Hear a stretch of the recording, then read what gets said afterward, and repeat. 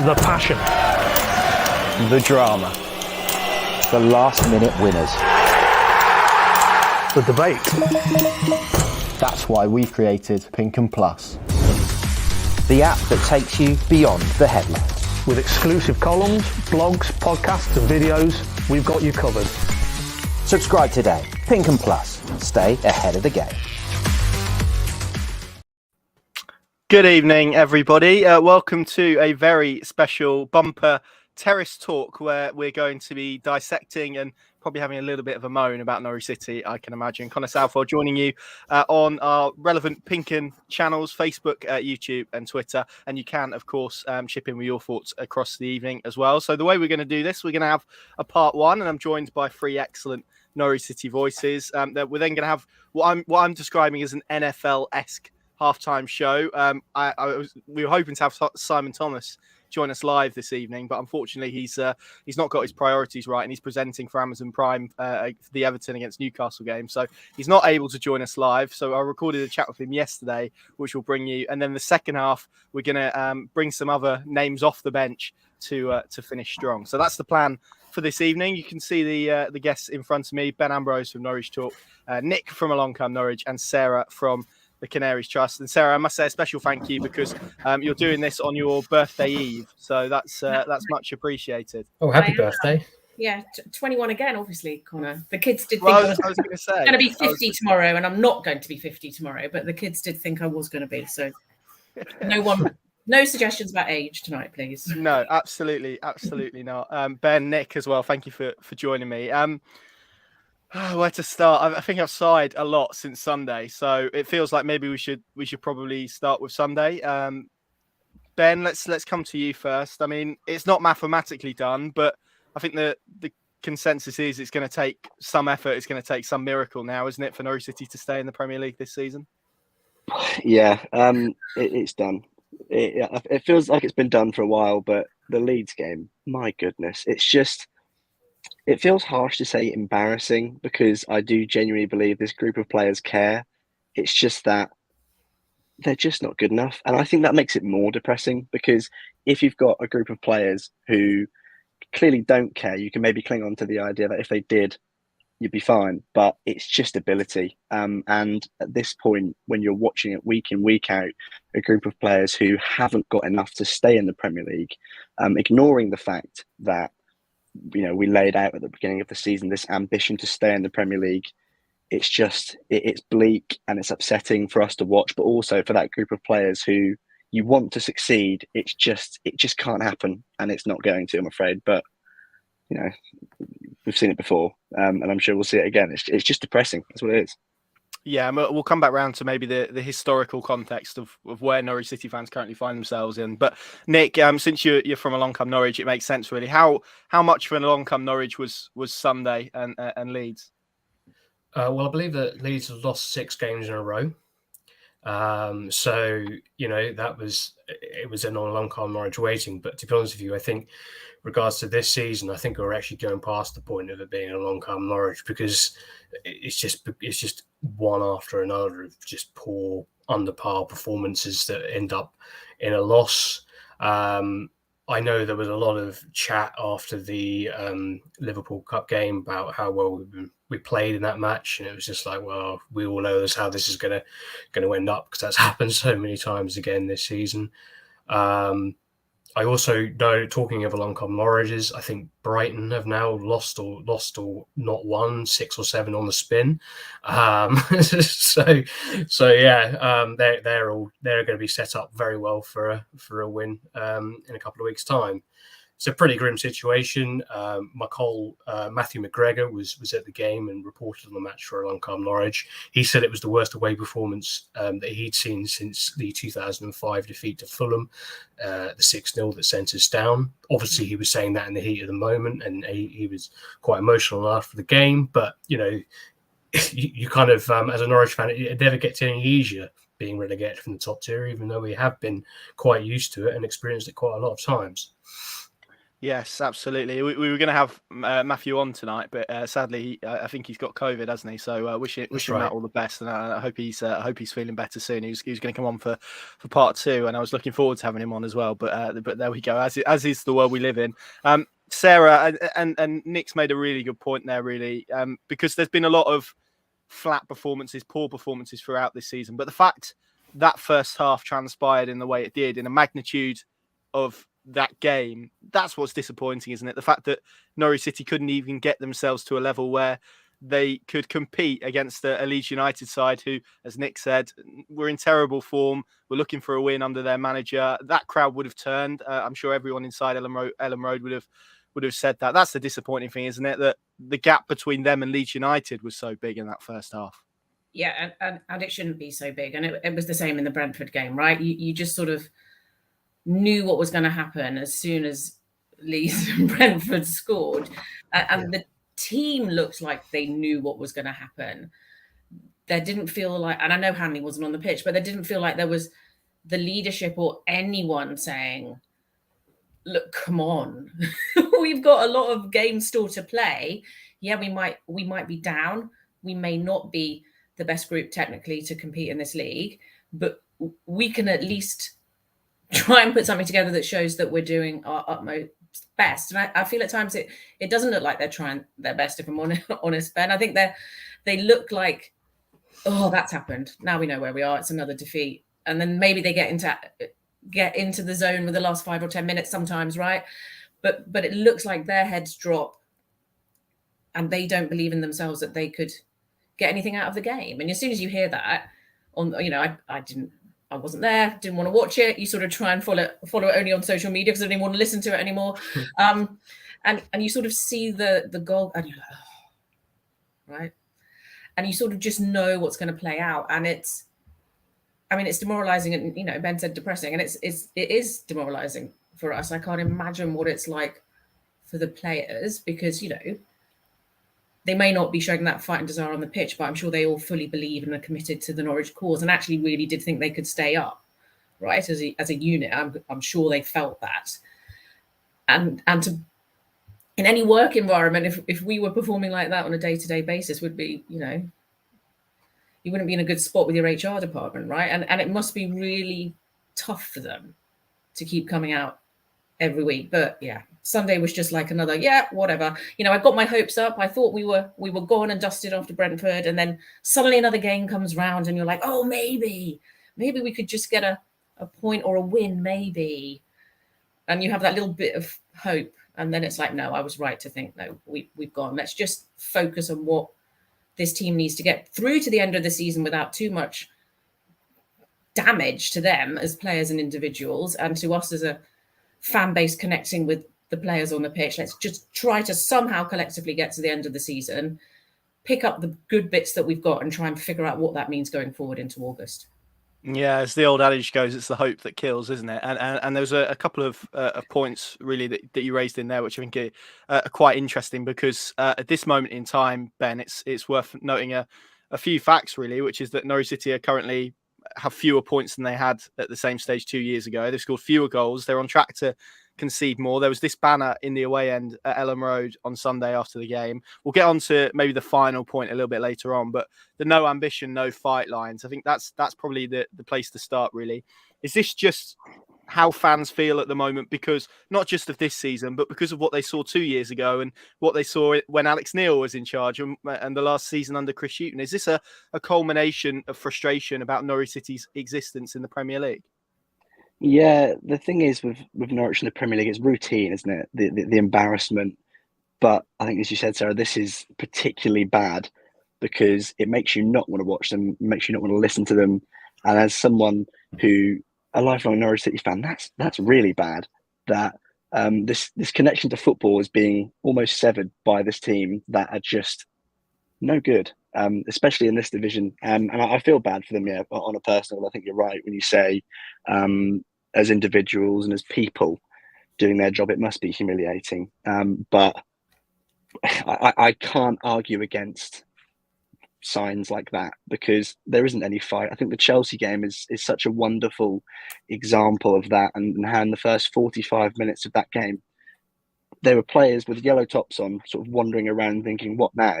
And there's no initiative on the pitch. There's no creativity. You look at the bench and there's no one who you think can come off it and do something. I think you've got Jonathan Rowe at the moment who, as a footballer, looks exciting. But in a season where we want to be staying and then establishing ourselves in the Premier League, to rely on an 18-year-old or 19-year-old off the bench for a single moment, like, come on, it's kind of crazy. In terms of the lack of ambition, I don't think we lack ambition. I think it's the same as the players caring. We just don't have the quality across the whole club to achieve what we want to achieve, which, given the 1920 season, you said, you mentioned that, didn't you, Connor? You have that excuse of investment going elsewhere and you think, right, we're building something here. We're now at the point where it's like, well, I thought everything was built. I thought everything was done. What the hell is happening? And why is it happening? Which is why this season is definitely worse. And did you say that we've got less points than this point last time? Which, yeah. Goodness, that's absolutely horrendous. It's embarrassing, and it's kind of shameful as well. And when you sort of come out punching the way Stuart Webber did with the old, he's got his grenades and tanks and whatever, you've got to back it up. And I know Stuart Webber as a person isn't directly responsible for the results on the pitch. That's the manager. But do you see what I mean? You just look at everyone at Norwich City at the moment and think, what are you doing right at this point? The only person who I genuinely believe is doing anything right is Jonathan Rowe. That's because he's enjoying himself. Everyone else, it's like, I don't quite see what you offer, which is a real shame, because it's not like it's a toxic group of players. It's not like we're reading week in, week out, this player's kicking off about this player's kicking off about that. That was dealt with in January. But at the moment, it's depressing. And just to sort of go back to your point, I can't blame anyone for a sign like that. I don't know whether I necessarily agree with it. I'm still kind of on the fence. But if you're arguing against that sign sort of being there, I think maybe that's a little bit naive. Yeah, and I want to sort of make the point that nothing's off the table tonight in terms of topics for debate. We want to talk about everything, and we will talk about everything as well, because that's kind of where Norwich City are at the moment, isn't it? There are lots of people who are saying lots of things for lots of different reasons, and we'll get into exactly why they are at the moment. But Nick, to come to you, I mean, you know, as Ben said there, and as Sarah has echoed as well, we're in a I'm in a position where sometimes you get to speak to these players and you never get the sense that there's a bad egg or a bad person or even particularly a bad atmosphere or a bad spirit within the group. It's just quality, isn't it? And that's the question that the people are going to be asking. And I guess ultimately the road we're probably heading down ends up at recruitment. But how have Norwich City got themselves in a position where the lessons from 2 years ago don't seem to have been learnt? For example, they've still got, I think it's probably unfair to name them, but they've still got players who are heavily involved in that season 2 years ago, really prominent in this team now. It doesn't look like externally the lessons from 2 years ago has really been learnt, or at least applied. I think there are a lot of facets and a lot of complex issues surrounding why we found ourselves in the situation that we found ourselves in. It's something that in my own mind I've wrestled with quite a lot as to who I pin the blame on for this situation, whether I think there is a bad situation or whether there's a good situation, and all that sort of stuff. It's all been swirling around in my mind over the last couple of weeks. Since the Brentford game, really, where I thought that was it, that was just done. There were a lot of problems on a micro level, which we could look at, and lots of problems on a macro level. I think the micro level problems, it's a line that my dad always says, which is quite a reassuring line, I think, in a world of over the top analytics and stuff, is we're just not good enough.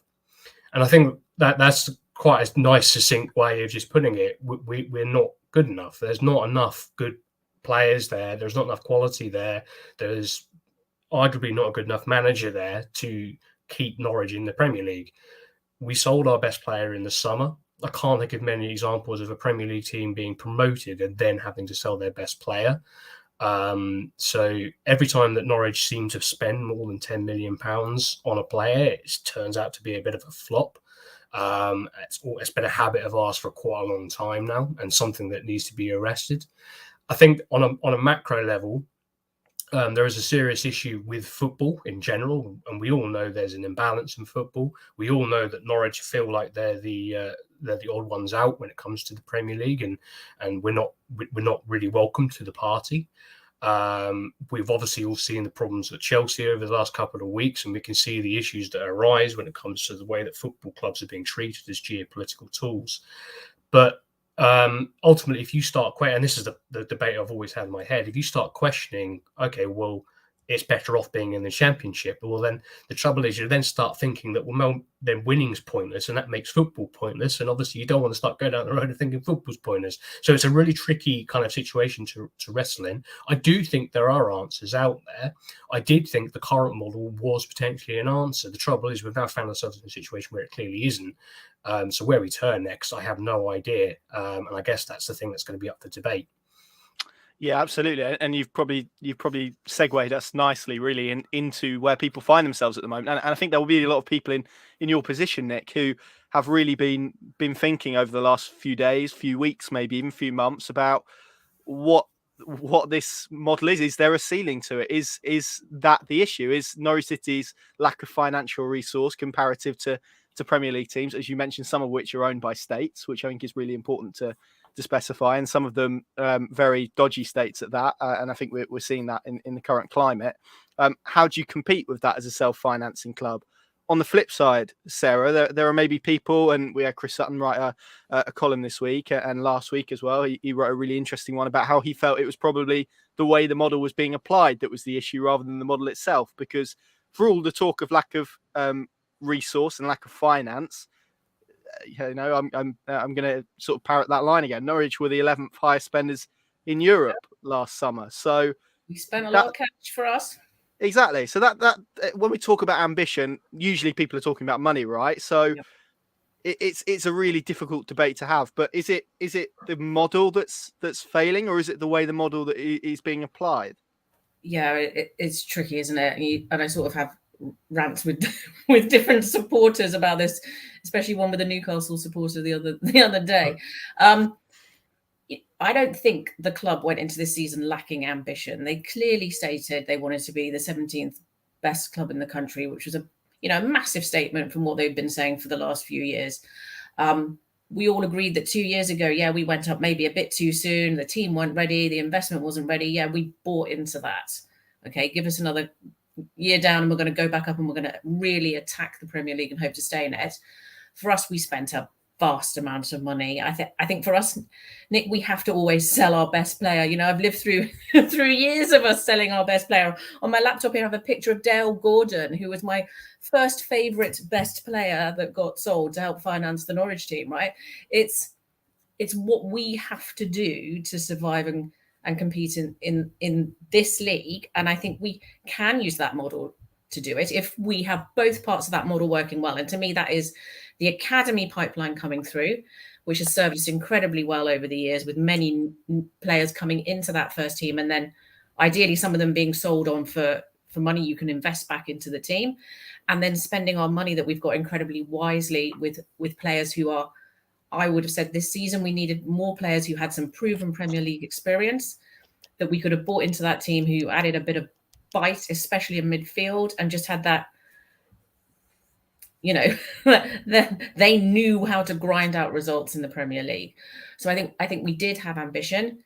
I don't think we spent the money in the right places. I think some of the players we have bought could be great players for us in 2 or 3 seasons' time, right?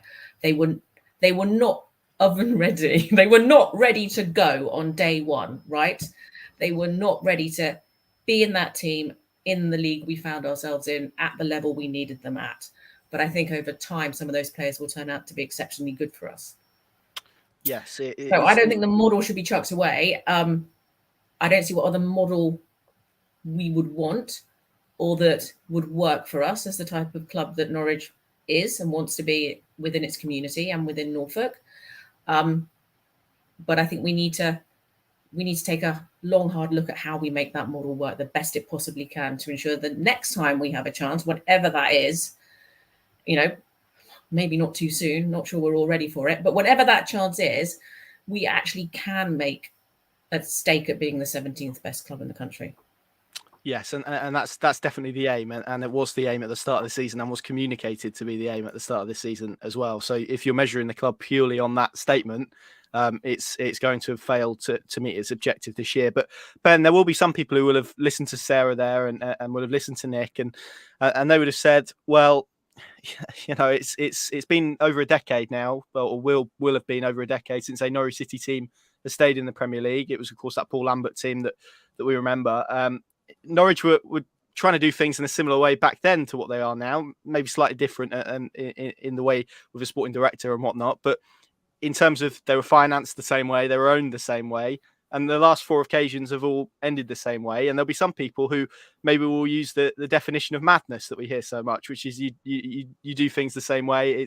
You know, we all know that line. But where do you kind of sit on this debate around finance and ownership and models and all of that? Ultimately, does it come back to Norwich City need more investment to survive in the Premier League? Is it as simple as that, or is it, as we discussed, about the model being applied a little bit better?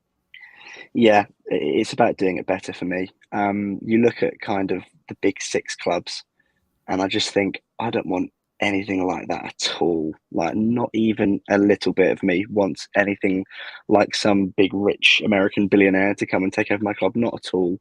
I know for a fact that in terms of, sort of financially, decisions made are usually for the better of the football club, and I feel secure with that. I do genuinely believe that we spent a good amount, an amount that could have, perhaps should have, kept us up. Well, should keep us up, really, because the season's not done yet. But it's just about doing it better for me. Because you look at players like, for example, I think PLS Malou, £5 million. I just kind of think, I've seen a few tweets saying, oh, he's going to rip it up in the Championship next season. All right, cool. But we're in the Premier League at the moment. And I think what Sarah said about players, I guess we'll think of the same people, Josh Sargent, Christos Scholes, should be, well, Sargent, I think in a couple of years will be decent. We've not seen Scholes for, you know, considering we spent a lot of money on him, which isn't his fault. But it's just about doing it better, which is such an easy thing to say.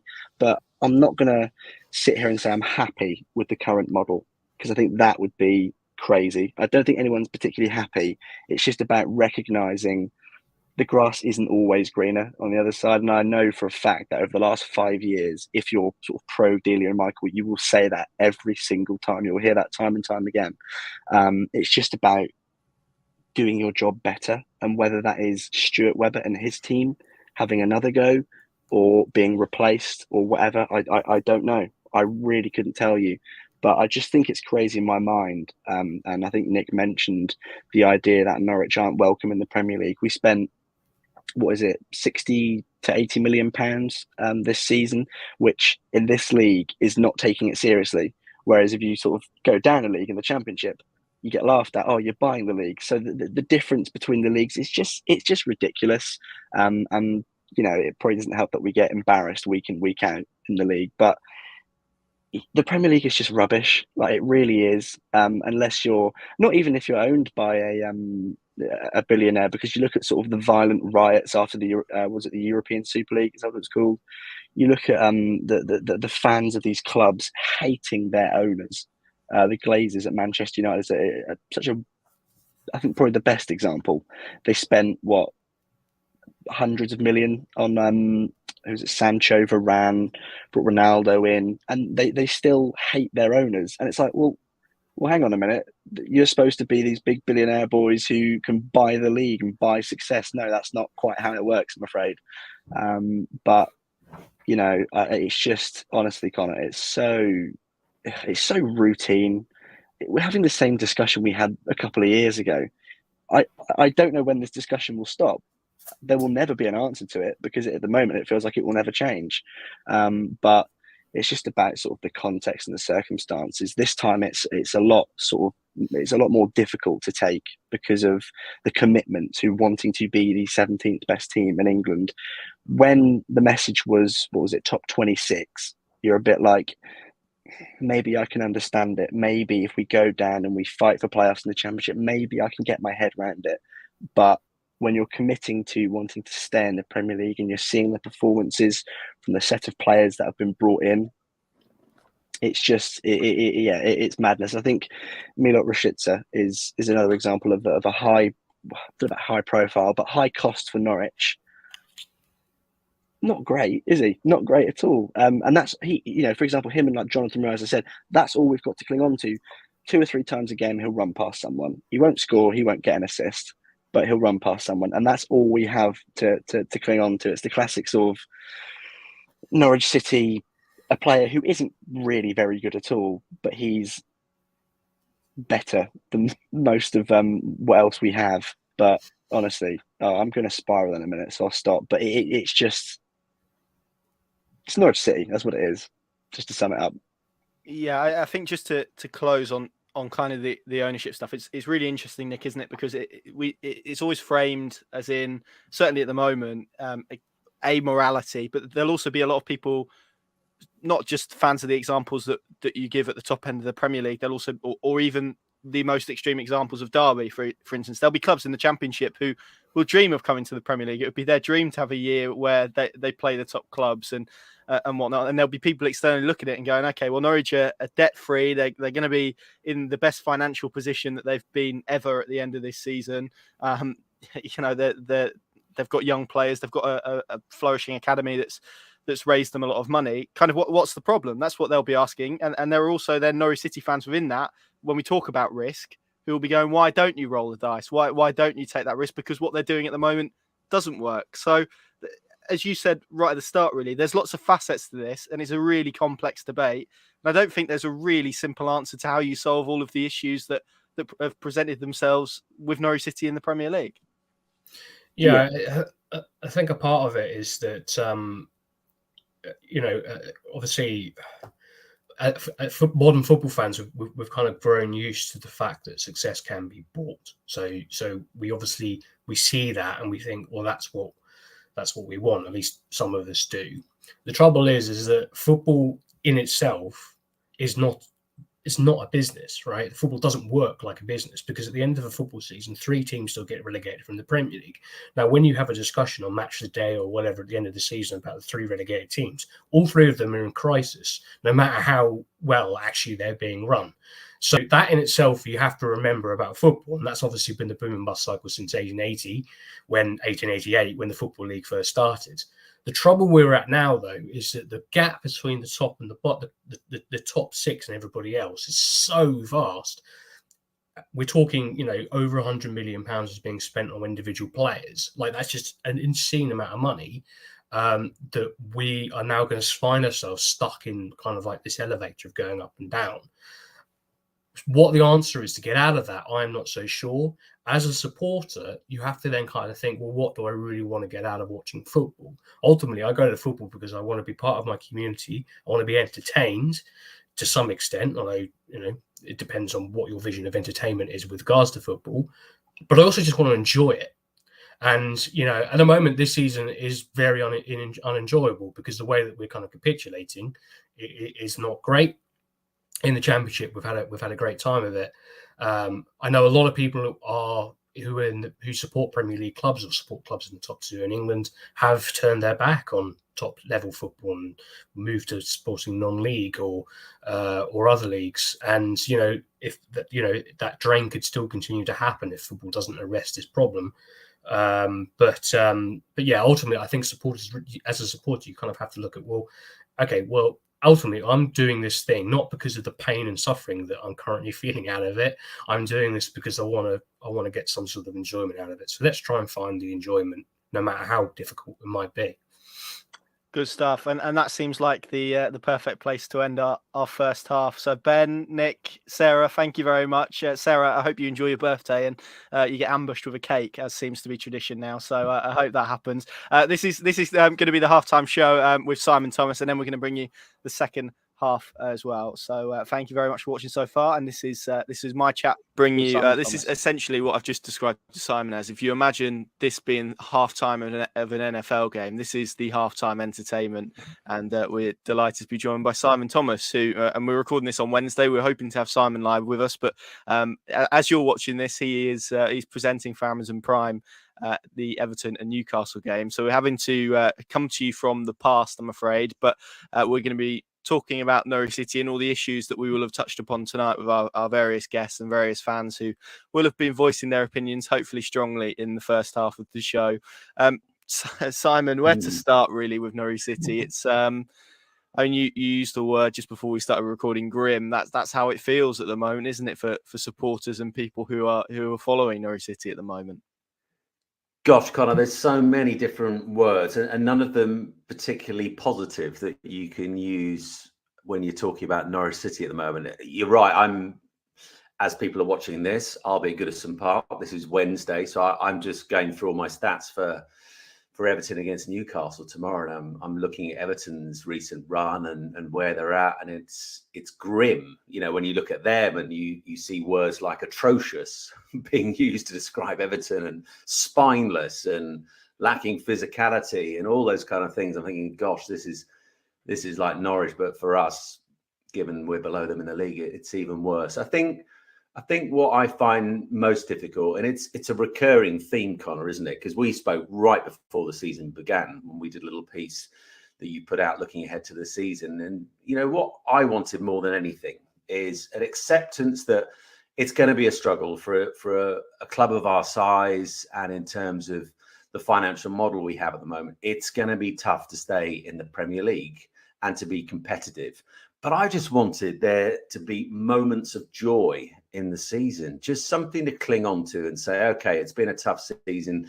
It may not end with us still being in the Premier League, but we gave it something. And at times we gave our fans some fleeting moments of joy, but they've been like, you know, trying to find gold dust this season. They've been few and far between. In fact, I went to one of the few rays of light this season because I live in Buckinghamshire, so it's just down the road, Vicarage Road, and went to the win against Watford a few weeks back. But you look back on the season and think, how many moments like that have there been? Hardly any. And it's joyless is the word that always comes back to me when I'm describing Norwich City in the Premier League, whether it's this season, whether it's last time round. It's just a joyless experience. And that's what I find hard. I find it really hard as a fan to keep your enthusiasm up for the club, for what we're trying to do, for the players, for the manager, when it just continues to be an experience that saps the living daylights out of you. Yeah, is it that sort of feeling of the fact that Norwich fans have been here before? Is that what makes it so haunting and so disappointing? I mean, if you actually look at it, I'm not even just talking about 2 years ago, you could go back even further historically, but just to use that 2 years ago season as an example, fewer points at the same stage, fewer goals scored. They're on track to concede more goals this season. I mean, it's I don't know if impressive is the word, but it's quite impressive that Norwich City are worse than they were 2 years ago, isn't it, really, at this stage of the season? I know what you're getting at. Yeah, it's some feat to be worse than last time round. And yeah, coming back to the chat we had before the season, and I made the point that last time round we'd barely made a ripple in the Premier League. Well, this time I don't think a stone's been thrown to even try and make a ripple. There's just been nothing there. We've just, and I think also what I know has hurt a lot of Norwich City fans, in that we have been the whipping boys for the media for a lot of this season, particularly in the national media.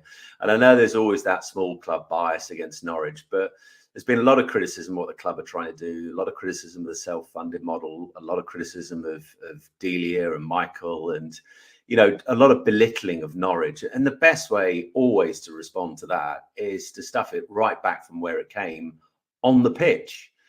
But at the moment, that's not happening. It's barely happened all season, and it gives you very little in your arsenal when you're coming back to take on some of these critics, because you've really got nothing to go on. You've got nothing to stuff back at them and say, well, actually, look at what we've done in the last 6 games. You know, the last 7 games have been absolutely horrendous. So you've got very little to go back at these critics of the club. And, you know, you can get into how the club should be run in the future, the ownership, the way it's funded, all those kind of things. But we just wanted something to hold on to this season. And as I said, we've not even thrown the stone in this time, let alone made a ripple.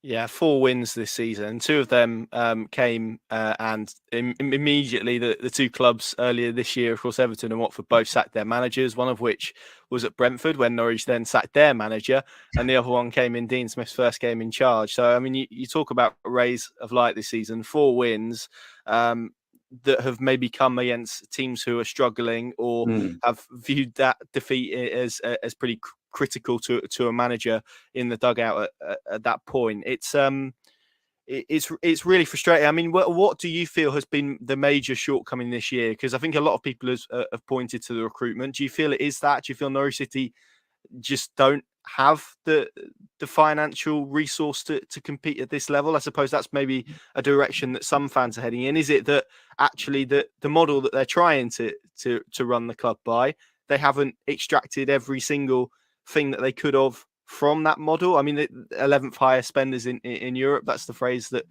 we hear quite a lot, but actually it feels like the money that they spent maybe hasn't been spent in the way that maybe it needed to be for Norwich City to become a team that could be competitive at this level.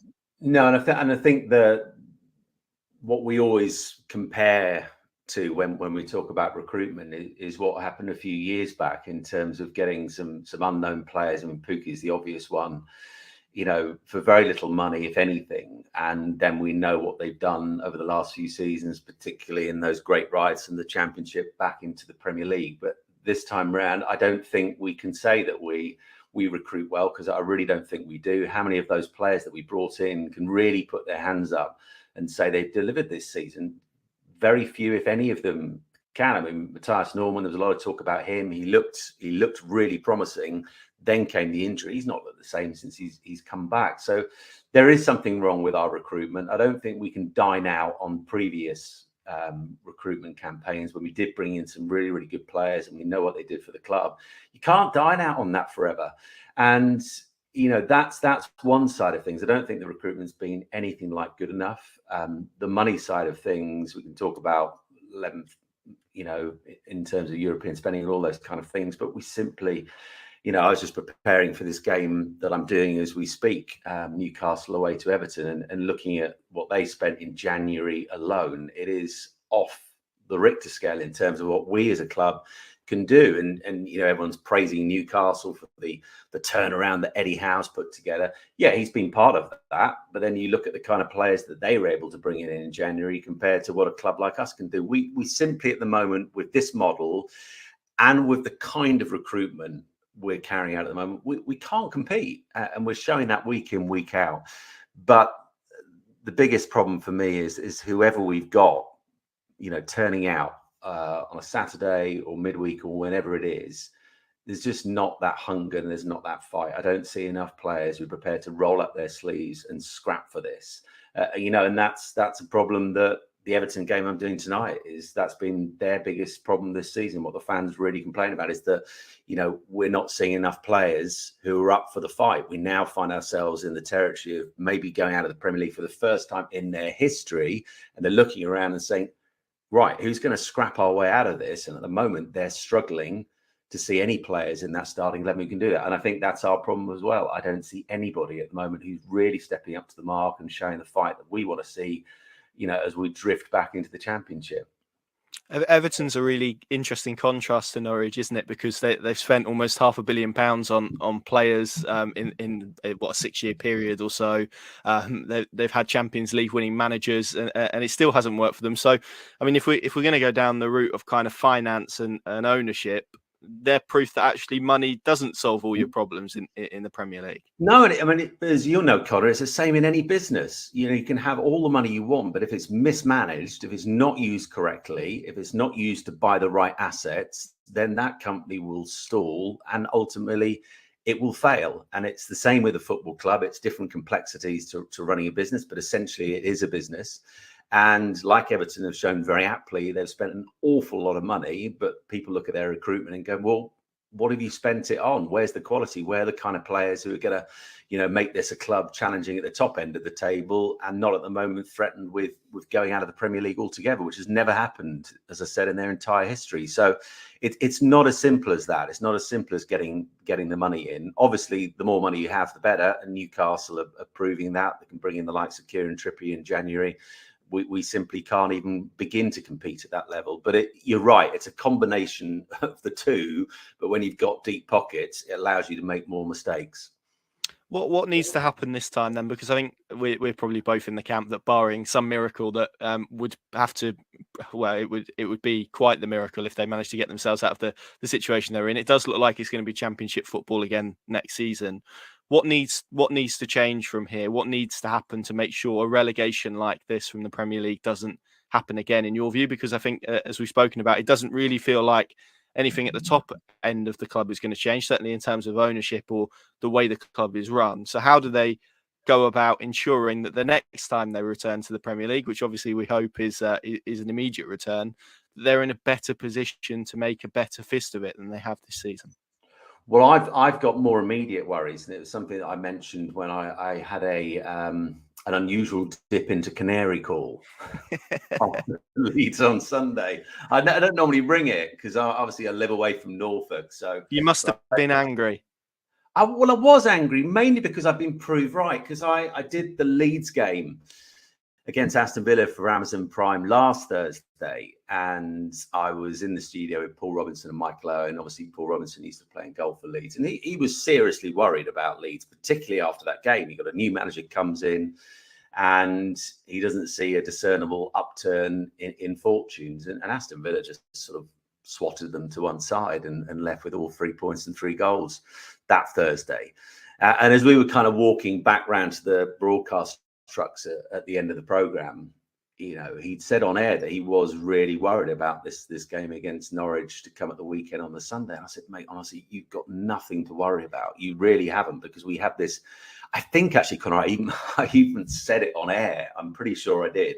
I said we have this phrase with Norwich called "Along Came Norwich," which is our unique ability to help out of form sides to get themselves back in the winning rut. We'd done it to Brentford the week before, and Kel Surprise, we did it again with Leeds on Sunday just gone. And I said to him, honestly, mate, you'll be okay. You'll be okay on Sunday, because it's just Norwich. And I don't say that for people watching with any great pride. I hate the fact that phrase is often talked about amongst Norwich circles. I hate the fact that we have this ability just to do it time and time again, play out of form sides who we should be beating, or at least, very least, getting a point off, and we end up losing. So my immediate fear, Connor, is not about the kind of shape we'll be in next time we find ourselves in the Premier League. My fear is I don't think we'll be even competitive at the right end of the Championship next season. I really don't see us. I don't see us troubling the top 6 massively. Definitely not the top 2. Playoffs, maybe, but I've got serious concerns about Norwich over the next couple of seasons. I don't think we're going to see this bounce immediately back. I don't think we have the kind of caliber of players who can do that. I think there's going to be question marks over some of the players, who's going to be staying, who's going to be going. I don't see that as being our main problem right now. Our biggest problem I see is being competitive in the Championship next season, and look at some of the teams who could be coming down. We could be joining. Well, I think we'll be there, but we could be joined by the likes of an Everton next season. This could be a really, really competitive Championship. And I don't think this kind of us swapping places with Fulham all the time, I don't see it continuing. I hope I'm proved wrong. I'd love to be proved wrong, but I just don't see a repeat of what we've seen in the last few years.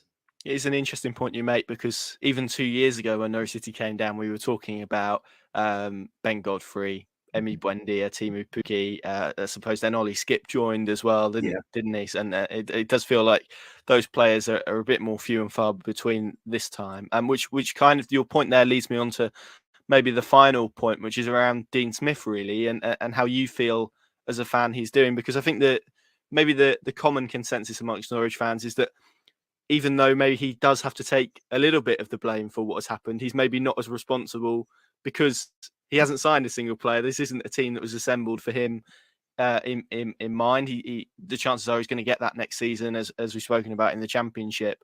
How do you feel about Dean Smith as Norwich City coach at this moment in time? Because I think if there isn't a quick start next season, he's going to find himself under pressure very, very quickly, isn't he? Yeah, and I think, Connor, that's when he'll be really judged. I think in many ways he's been given a bit of a hospital pass this season. Trying to keep this side competitive in the Premier League.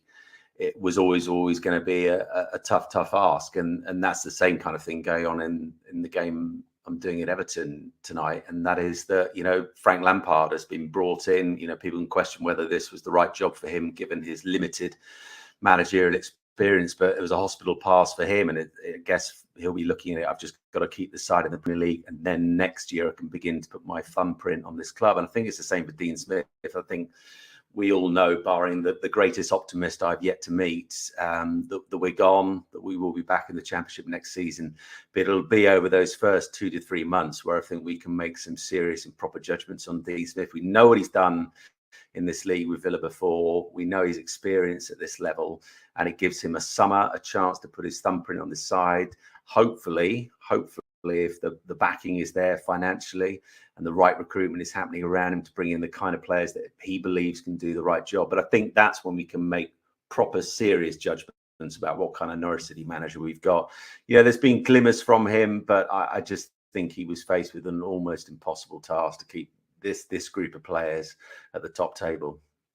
Yeah, agreed. Simon, thank you very much for your time and for joining us and for providing some halftime entertainment for our viewers. We're going to roll. I just want to say, Connor, everyone watching, I still love Norwich City. I still love my club. I still bleed green and yellow, but it's just a tough time. It's hard, isn't it? It is hard, and I'm sure a lot of Norwich City fans will understand where you're coming from. It's that I don't know if you've seen that picture of the guy with the umbrella saying, "I'm hurt, but I still love you." It's kind of that sort of thing, yes, isn't I it? have. But, I'm sure a lot of Norwich City fans can relate to that. Anyway, part 2 of the show coming up. We're going to rotate the guests slightly. So this is the second half of our fan discussion with 4 new supporters providing their take on all things Norwich. There we go. That was my chat with Simon Thomas from yesterday. One we made earlier. You may well say, given his Blue Peter links, you may well notice as well. I've got shorter hair now as well. So we're going to bring in our Norwich City guests for the second half. Delighted to be joined by City fans Anna Say, Jonathan, who is maybe known better as Bethnal Yellow and Green on Twitter, and Tom Osborne. Hopefully is with us as well. So guys, thank you very much for waiting patiently. We've brought you off the bench, so hopefully, like Jonathan Rowe, you're going to take the opportunity in the second half. Jonathan, I want to start with you really on maybe one of the final points that we spoke to about with Simon, on Dean Smith, and maybe what your view on him at this moment in time, because I think maybe there's a little bit of a split, but I don't feel like he's getting a whole lot of the criticism, which is probably fair given, as I mentioned in that piece, this isn't really a team that was assembled with him in mind. How do you feel about Dean Smith and where he is with Norwich City? And I suppose maybe the more pertinent question is he the man to lead Norwich City in the Championship next season, if that's where they end up? Yeah, it's a really good question. I think people might know, I've kind of tweeted about it. I'm not a huge Dean Smith fan. I wasn't a huge Dean Smith fan before he came into Norwich. I remember listening to an interview with someone who worked at Brentford, and they said when Aston Villa took Dean Smith, they weren't that upset. They didn't feel that Dean Smith was brilliant at organising a defence, and they felt that was maybe the most important thing for them if they want to get to the Premier League and stay in there. I think Smith has improved in that. He brought in Craig Shakespeare, then his survival at Aston Villa that was built on a good defence, so maybe he's improved there. But so I'm a little bit sceptical of Smith, and I think part of that is I've never watched a team he's managed and gone, what is their style of play? What is his thing? What does he want them to do with the ball and without the ball? He seems, it can be a strength, it can be a weakness. He's quite a pragmatist. I think he looks at the squad he's got and what can he do with them, which can be really, can be a strength. That was probably Farke's biggest weakness, that he wasn't a pragmatist and he was just going to stick to one thing regardless. I think what Simon said, it's early to judge Dean Smith. In some ways, this isn't his squad. This was a squad very much built for Farke. In some ways, Farke seemed to have more influence in building the squad this season he's ever had before. So when Smith came in, that maybe, you can see that there are players in this squad that I don't think Dean Smith would have wanted to buy. You look at players like John Lewis and Kabak. I don't think these are Dean Smith style players. But then, we know that Dean Smith at one point wanted to sign Rashica. So there's some players in this squad that he did like. And he spoke very glowingly of, players like Billy Gilmore and Kenny McLean when he came in. So I think we can't just say like, oh, it's not Smith's squad, it's fine. He's his excuse, he's a pass for him. I do worry that Smith's tried a lot of things since he's come in and nothing's worked particularly. We got those 2 wins off the back, and he played a 4-2-4, and he just said, just get the ball forward and we'll see if we can do something. Let's try and create something. And it worked for a little bit, but teams soon found it out. And then it's kind of gone back to this very unclear style of play. So for next season, he's going to have to build a squad. He's going to have to do a bit of a rebuild. Is he a manager that you want to say, you start the rebuild, we're going to give you 2, 3, 4 years to build a squad, to build a style of play, to build Norwich up? Or was he more of a manager brought into a kind of firefight? Was he like, oh, Dean Smith knows how to survive in the Premier League, get him in for a season. If it doesn't work out, then maybe we can think about having a more kind of a manager with more of a philosophy and a long-term vision. I don't know what Webber particularly was thinking when he brought Smith in. It'd be interesting to see what happens this summer. I know some people are saying like, oh, Dean Smith will walk away. He doesn't want to manage the Championship, but no Premier League job is going to come up for Dean Smith at the moment. Norwich, when they go down, I say when, I'm going to use that as a proxy for if, because I think we know what's happening. Norwich are going to be pretty much one of the biggest teams in the Championship. I can't see why Dean Smith would walk out unless Everton maybe come down as well and they want to hire him. But, that would be the only situation you can see in Dean Smith might want to leave Norwich. So I'm unconvinced. I'm prepared, I'm not saying like get rid of him now, but I want to see something that convinces me more that he's the right man with a long-term future for Norwich, because I don't think we want to get into a situation where we're churning managers every season, every 18 months based on, short-term events. That doesn't seem what the whole thing Norwich have been trying to build over the last 4 or 5 years. No, it is going to be fascinating. I think you maybe touched upon some of my feelings on it, but Anna, I mean, Dean Smith, while we're on that topic, what have you made of him so far? Because as Jonathan said very well, actually, that he did come in and he felt this squad was more than good enough to stay in the Premier League. He felt he would be able to get a tune out of them, and you can maybe look at the number of points that he's amassed this season, and certainly when you kind of put him side by side with Daniel Farke in the same amount of games, albeit he was probably handed a bit more of a kinder fixture list than Farke got. Clearly, he got more points, so maybe from his perspective, he would argue that he has improved the team and that there have been strides of future-proofing this team in terms of making it more competitive in the Premier League. But now it does feel like we're putting the Championship hat back on again. So similar question to what I asked for Jonathan, really. How do you feel with the fact that Norwich City are maybe going to head into the Championship season with Dean Smith in charge? Is that something that excites you as a Norwich City fan? Well, it's a bit frustrating for me because I'm seeing aspects from Dean Smith that what he's brought to the team that maybe Farke didn't bring to the team, i.e. a bit more strength, a bit more grit, a bit more willing to do the dirty stuff. But on the other side of things, we saw aspects from Farke that Dean Smith doesn't seem to have brought into the team, and that's the more flowing, the more pretty style of football, the more attacking football. So it's frustrating. If you could put both of those together, we might have a whole manager at that point. But I do think that whatever league you're in, Premier League, Championship, you do need to have that willingness to do the dirty stuff and to scrap. And I think that once we see, regardless of what league, because I'm still going to say if, I think once we see a Dean Smith side, again, then we can start to understand what he is as a manager. And I think that he needs to have a say in who is brought into that team, because with the sporting director model, which I don't necessarily agree with, it's the sporting director who has the majority of the say on who comes into the team, and the manager just kind of has to put up with that and deals with whatever he's given. And I think that needs to be tweaked. I think whatever happens now, Dean Smith needs to have a say in who's being brought into that team, because the way it's been for the last few seasons, we've had one good recruitment season in 5. It's not a great look. I think we need to start tweaking that going forward.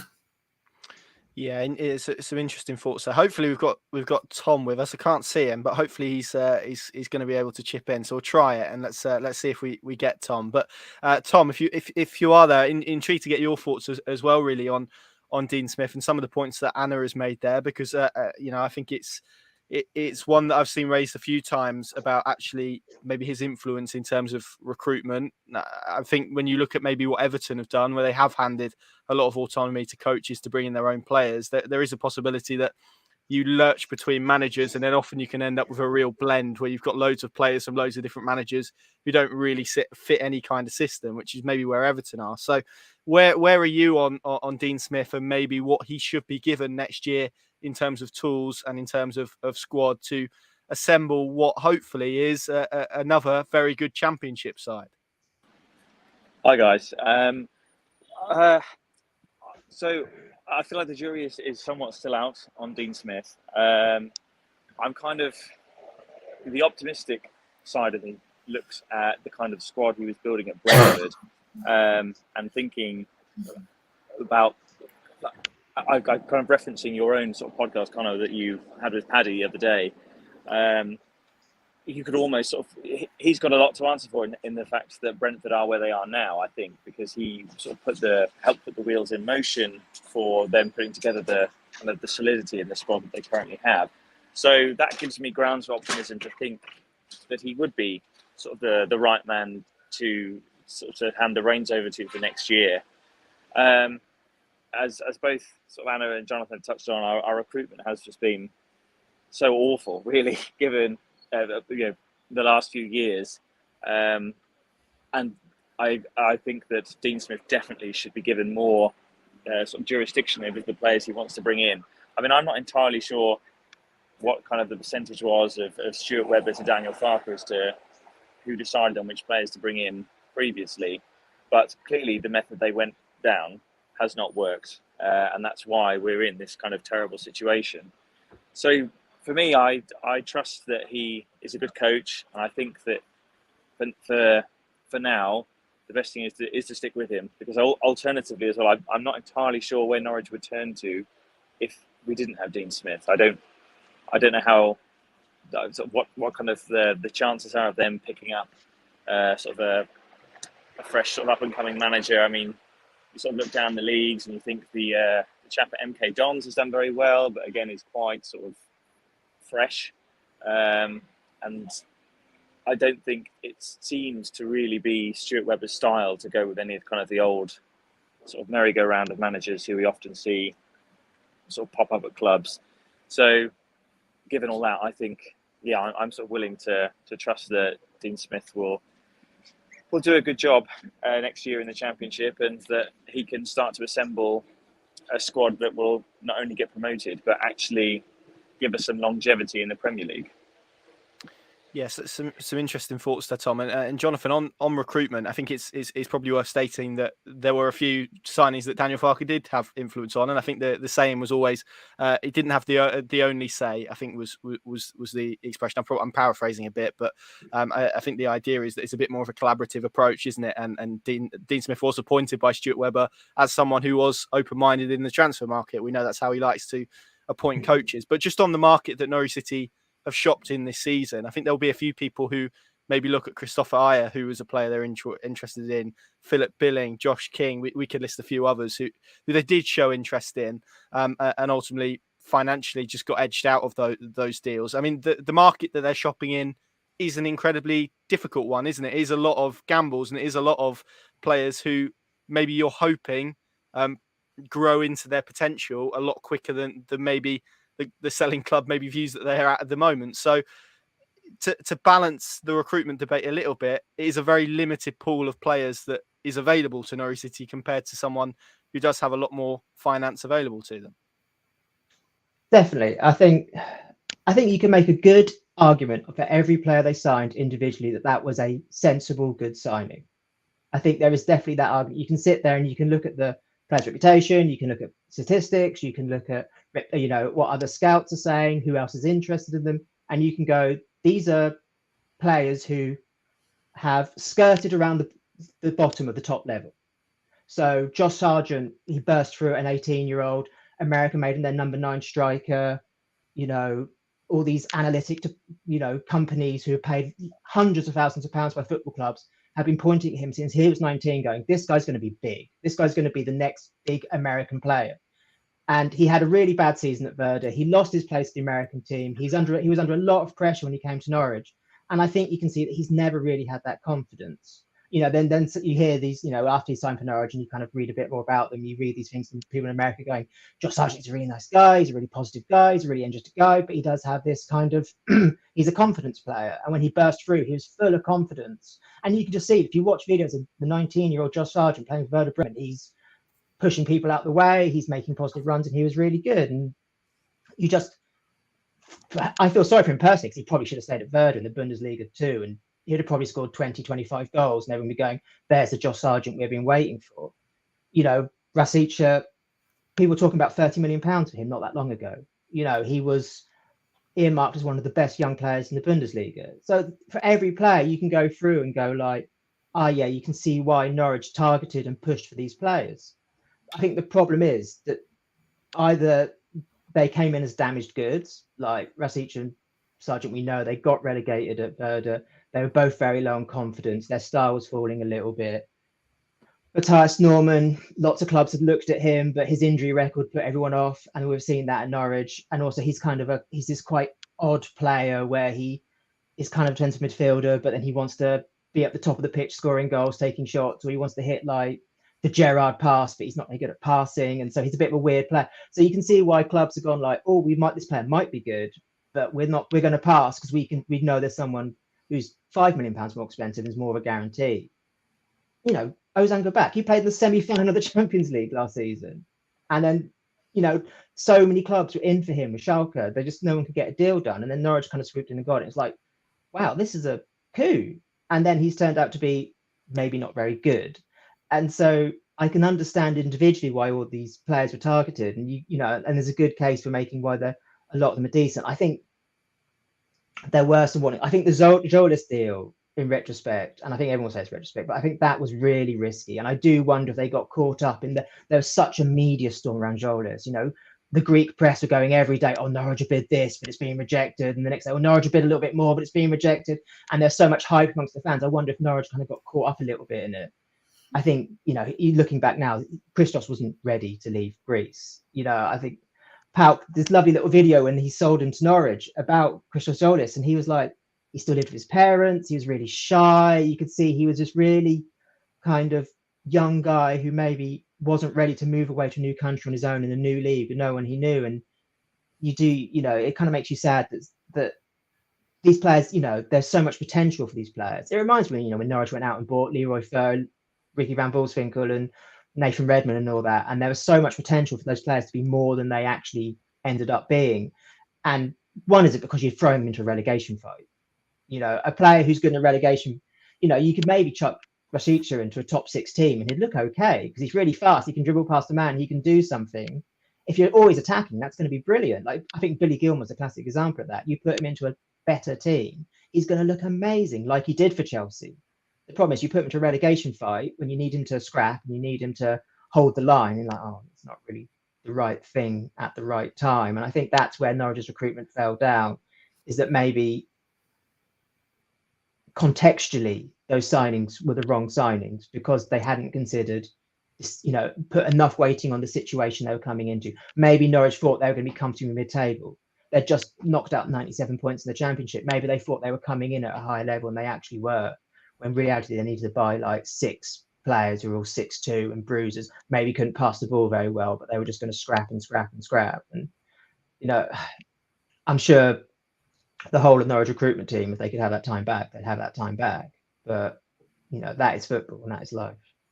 Yeah, and it is easy for us to sit here with hindsight and go, X wasn't good enough and that one didn't make sense. And there was a lot of excitement after that summer window, in fairness, amongst supporters. And we spoke to Dan O'Hagan several times when they signed players from the Bundesliga, who is, he watches more Bundesliga football than most. And he was very excited by a few they signed, maybe not Josh Sargent, but certainly a couple of the others. And he felt that Norwich City were assembling a very good side, which I think, Anna, leads us nicely onto Stuart Webber. We've spoken about the ownership in the first half of the show, which, you can touch upon as well if you so wish. We've spoken obviously about Dean Smith. We haven't mentioned Stuart Webber yet and his role in it, because there's maybe an argument that if he was a head coach and he'd overseen 2 relegations, and 2 promotions, there's maybe an argument that he wouldn't be in a job. So how do you feel about him being involved in the next part of the journey? Because I get the sense that maybe there's a little bit of, well, let's say a little bit, I'm probably underestimating it. There's a lot of frustration at his role in Norwich City's relegation, and the fact that this season or the lessons from 2 years ago maybe haven't been learnt or applied this time around. Well, I think going back to my previous point, that is why I think that he should have less of a say in terms of recruitment, because that is one of the few things where I don't think that he's done very well in. He's done very well in a lot of other areas of the club. He's a very shrewd businessman. He's got us to the point where we could spend 60 million and then waste 60 million. He's got our academy healthier than it's ever been before. He's got the club very well run in terms of finances, in terms of keeping themselves well financed, self-funded.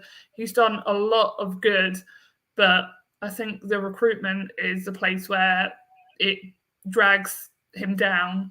That, and also he's very, very bad at communicating with the fans. I mean, recently the silence has been absolutely deafening. I mean, obviously people understood in January that, okay, maybe we did spend too much in the summer. Maybe we put all our eggs in one basket there. Maybe that's why we couldn't spend anything in January. But fans didn't truly know. They were almost left on their own to speculate, to make up their own theories and their own stories. And we got absolutely nothing from the club when everybody, even non-Norwich fans, were saying Norwich need to get somebody in this January transfer window. And then look what happened. We didn't. Either got injured. Now we're looking very, very thin up top. And again, after all that, after our position, we're getting absolutely nothing from up top. And I get that might not be Stuart Webber's kind of thing. However, people have left the backroom staff who it was their thing. I'll bring up somebody, Ben Kenzel. He was somebody who absolutely bent over backwards to keep the fans informed. He communicated with them, was a point of contact for a lot of people. They haven't replaced what he did. If Stuart Webber's not going to do that, somebody else needs to do that. And the way the season's going, coupled with the silence from the club and the disconnect, I can see why people are getting frustrated with Stuart Webber. However, I think, as hard as it is to say, I think he does do more good than bad at the club. I just think recruitment might need to be one thing that he lets go of and hands over to the manager. Yeah, it's an interesting point that you make about communication, and it's one that we get asked quite a lot. Are you asking for X? Are you asking for whatever? And it's always the case that we are, but ultimately you can't control when someone comes out and speaks. That's up to them, really. You can only ask the question, and of course we will continue to do so. But some valid points raised. Tom, I guess the flip side of this Stuart Webber debate is, I guess, like it was maybe with Daniel Farke 2 years ago when you said, well, maybe Norwich City wouldn't be able to get anyone better at what they do than Stuart Webber at this moment in time. He's assembled 2 championship teams that have finished with 90+ points. They've won 2 titles. I think there'll be maybe a lot of people thinking along those lines, that as they did with Daniel Farke, maybe at this moment in time, for what Norwich City are going to need next season, there's no better sporting director than Stuart Webber out of maybe what's available. Yeah, I guess there's a degree to that, because as we've said, as awful as these Premier League seasons have been, the 2 promotion seasons have been fantastic. I mean, last season they were just superb. But what's really kind of irked me, I suppose, is that they've never really signed a player that has Premier League experience. They've not had any players who've been there, kind of journeymen, who've survived the relegation scrap, who have that kind of know-how. Both times they've got a group of players who kind of, well, I guess you could argue this time round, they've got a team full of players who know what relegation is like, but that doesn't seem to have done them any favours. In fact, it kind of seems to have hindered them, because they fall into the same trap of when the going gets tough, they kind of just shrink into the shadows. So I would sort of be loath to say that he should go, but something drastically has to change if they are to get promoted again next year, which, no, of course, there's no guarantee they will. if they'd come back and have a third crack at the Premier League, I don't know if they need to change up their recruitment situation. They need to get somebody in who's better sort of equipped to know the best players. Because as you sort of touched on earlier, the amount of names they were linked to in the summer, I think Brentford outbid Norwich for Christopher Adja by about 2 or 3 million in the end. And you sort of look at it and you think, well, if they'd kind of not bought some of the players who haven't been so good, and again, of course, hindsight is a wonderful thing, they could have ended up with perhaps they would have had less players, but perhaps in more crucial positions that would have provided a bit more stability and a bit more sort of thrust in terms of going forward and a bit more solidity at the back. So, long story short, I think for now we have to sort of stick with him because I'm not really sure what the alternative would be. Yeah, and it is an interesting point, and one that I've seen made quite a lot, actually, that maybe Norwich City should have gone down the approach of signing fewer players, but for more money individually, rather than the more players with sort of less finance, if that makes sense. And maybe even though they've got depth, maybe it's that quality in depth that is lacking. Maybe actually they should have focused on solely strengthening the first team. And maybe that is a debate that the recruitment team, as we've spoken about earlier, will be having amongst themselves as we head into what's going to be another very busy summer window, I suspect. Jonathan, I guess the ultimate point is, unless any of you guys disagree, I think we're probably feeling very, very likely that it's going to be Championship football next season. So, I mean, as we've kind of touched upon throughout, really, what needs to be different for next time, for when Norwich City come back, if the Norwich City come back, and you know, you can probably debate amongst yourselves whether it's going to be an immediate bounce back or not. But what changes need to happen this summer for Norwich City to come back in a better shape in the Premier League than they have been? Maybe not even the last 2 times. You could even maybe say the last 4 times, but certainly the last 2. I think, in some ways, Norwich's problems this season actually started last season. They went back to, we're going to build the team to play in the Championship the way we won the Championship previously. And you can understand why they did that. They wanted to get straight back up. They know that Emi and Pukki are going to score loads of goals. They're like, let's just attack. I do wonder if when they got relegated last time, that should have been the beginning of them going, let's transition to a team who can actually survive in the Premier League. You look at the teams who go up and survive, you know, it's promotions are won on attacks, survival's won on defence. So when Sheffield United went up, they had the best defence in the Championship, they survived a year. When Leeds went up, they had the best defence in the Championship, they survived. You know, and when Brentford went up, they had the best defence in the Championship. They looked like they're going to survive. But Norwich went, let's gun-ho attack. And they brought in Skip and they brought in Gibson and they were like, oh yeah, this is improving our defence. But you look at it, in that season, Norwich got promoted with 97 points. They conceded the 7th most amount of shots in the league. Now, shots isn't the best stat ever, you know, shots can come from anywhere, but it shows that they were still actually quite porous at the back. They still weren't a really good defensive team. They were still a little bit, we're going to win, you know, 2-1 or 3-2. You know, they were still like, they're still prioritizing attack. And you can see why they were leaning into their strength. Their strength was Pukki. He was the best. Well, he's one of the best ever strikers in the Championship, you know, on pure numbers.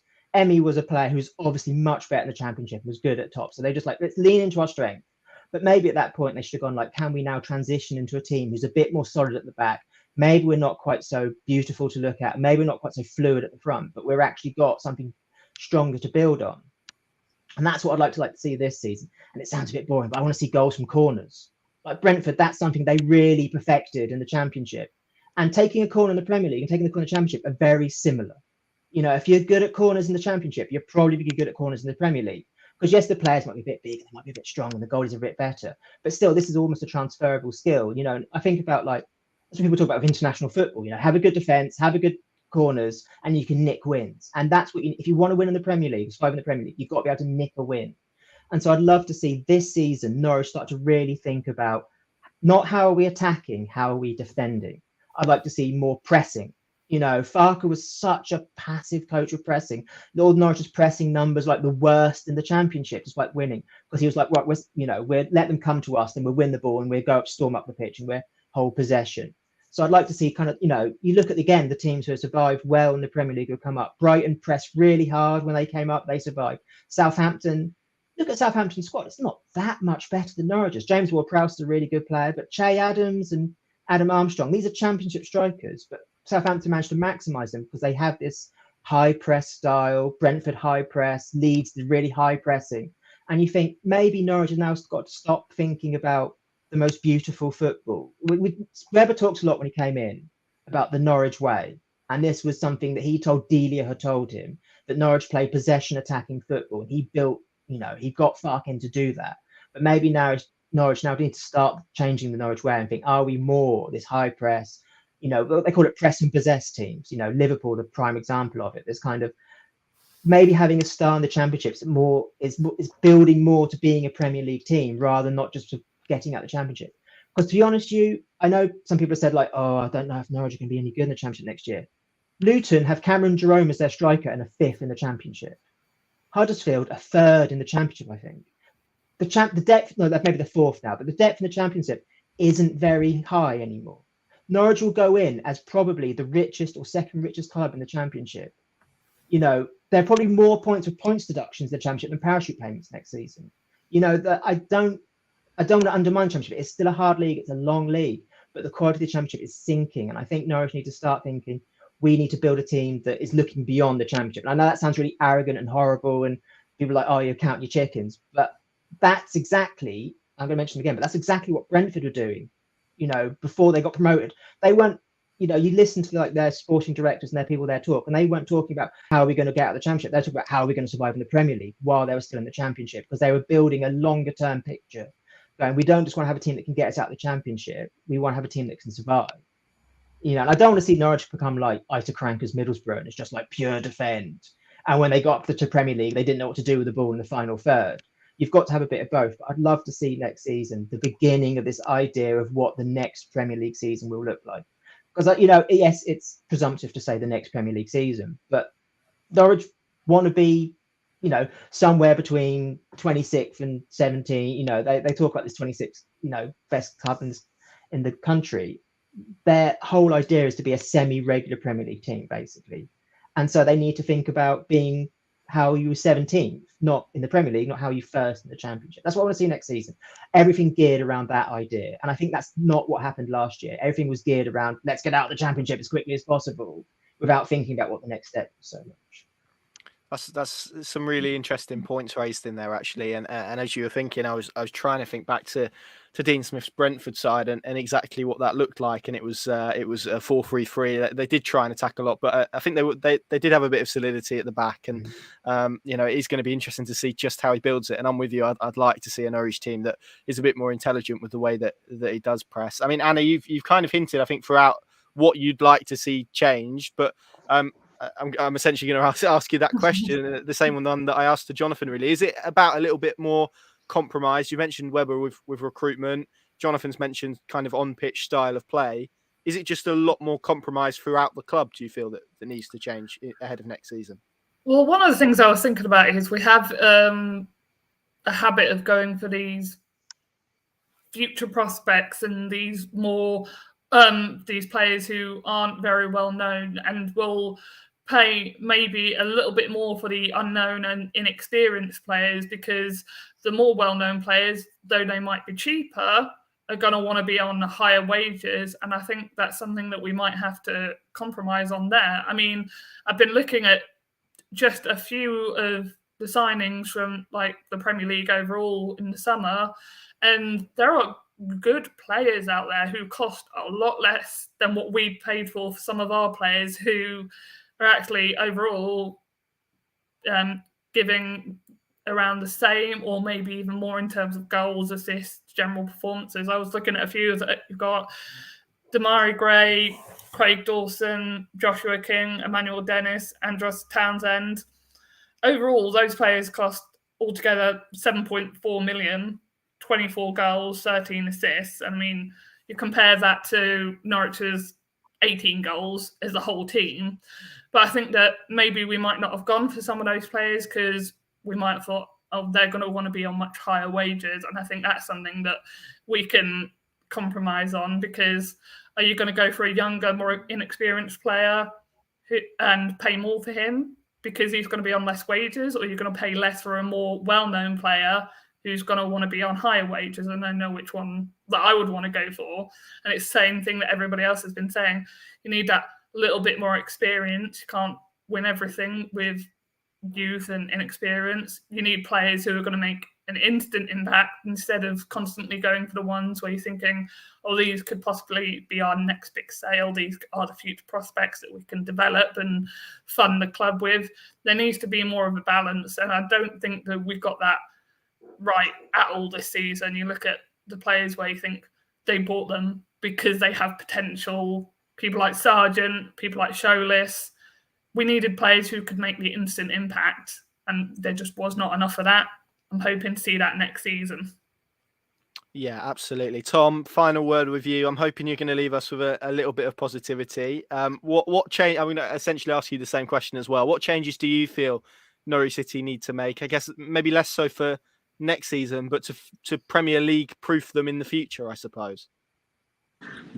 I suppose I sort of like attack on to kind of what I said last time, that, you know, it's experience can't really be sniffed at. Like it counts for so much when you have players who know what it's like to play in the Premier League. And I think what Jonathan sort of touched on as well is pertinent, because you need, of course, to have that solid defensive framework, really, that kind of enables you to hold the team together.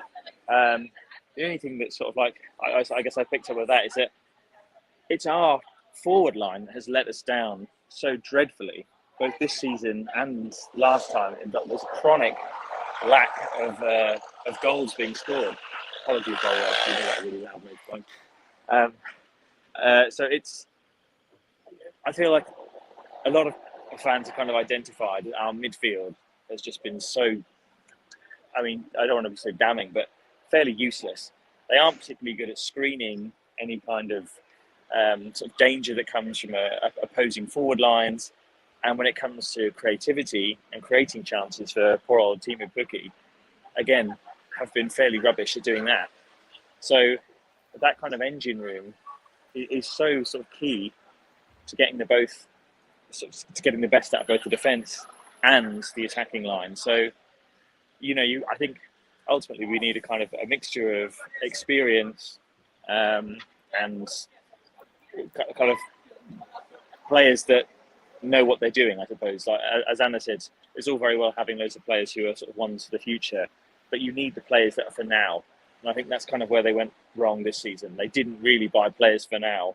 They bought players for, who were for the development team. And I remember sort of raising my eyebrow at that and thinking, well, that's all very well, but maybe if we'd gone for someone like Philip Billing over Sargent and Jollis together or something like that, that perhaps would have been a more valuable asset to have had. But I am optimistic about the future. I think, the club is in a very healthy financial state.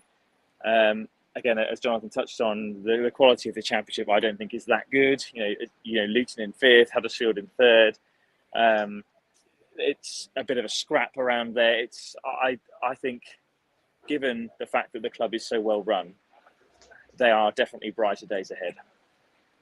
There we go. That's a nice bit of positivity to end the show on. Anna, Jonathan, Tom, thank you very much for joining me. Of course, my thanks to Sarah, Ben and Nick as well in the first half, as well as Simon Thomas to join us. We've got a couple more weeks to stew on Norwich City and their disappointment, I suppose, of this Premier League season. Of course, we'll do plenty more deconstruction, maybe looking ahead as well in the weeks to come. There's still 9 Premier League games remaining as well, which is a tough fought as we head into an international break. But thank you very much for joining us. Thank you very much for watching, and we'll see you again very, very soon. We live Norwich City. The build-up, The passion. the drama, the last-minute winners. The debate. That's why we created Pinkham Plus, the app that takes you beyond the headlines. With exclusive columns, blogs, podcasts and videos, we've got you covered. Subscribe today. Pinkham Plus. Stay ahead of the game.